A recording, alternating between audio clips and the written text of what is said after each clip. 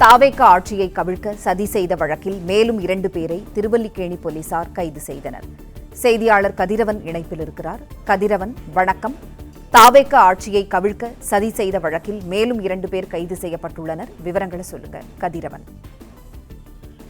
முதல்வர் ஜோசப் விஜய் தலைமையிலான ஆட்சியை கவிழ்க்கும் விதமாகவும் சட்டப்பேரவையில சபாநாயகருக்கு எதிராக தீர்மானம் கொண்டு வரும்போது தங்களுக்கு ஆதரவாக வாக்களிக்க வேண்டும் என்று சட்டமன்ற உறுப்பினர்களிடம் பேரம் பேசியதாக கூறப்பட்ட விவகாரத்துல தற்போது வரை 9 பேர் கைது செய்யப்பட்ட நிலையில மேலும் 2 பேரை போலீசார் கைது செய்திருக்கிறார்கள்.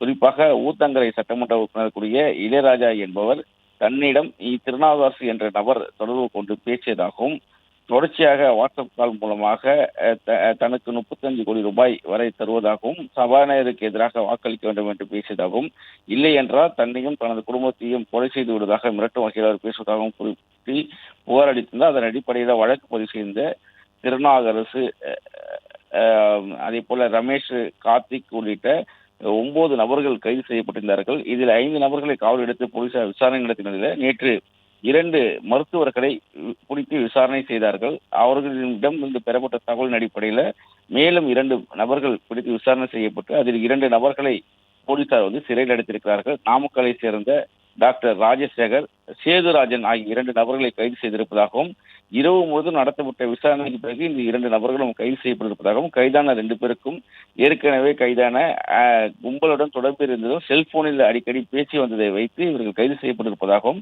இவரிடமிருந்து 56 லட்சம் வரை பணம் பறிமுதல் செய்யப்பட்டிருப்பதாகவும், 2 பேரையும் நீதிமன்ற காவலுக்கு உட்படுத்தப்பட்டு இருப்பதாகவும் தெரிவிக்கப்பட்டிருக்கிறது.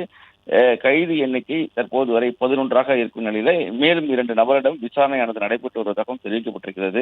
திருநாவுக்கரசு, ரமேஷ், கார்த்திக், நரேஷ் உள்ளிட்ட 5 நபர்களை காவலில் எடுத்து இன்று காவல் முடிவெடுக்கக்கூடிய நிலையில அவர்களின் முன்னிலையில் நடத்தப்பட்ட விசாரணை அடிப்படையில் தற்போது வரை 2 நபர்கள் மேலும் கைது செய்யப்பட்டு 2 பேரிடம் விசாரணையானது நடத்தப்பட்டு வருவதாக காவல்துறை தரப்பில் தெரிவிக்கப்பட்டிருக்கிறது.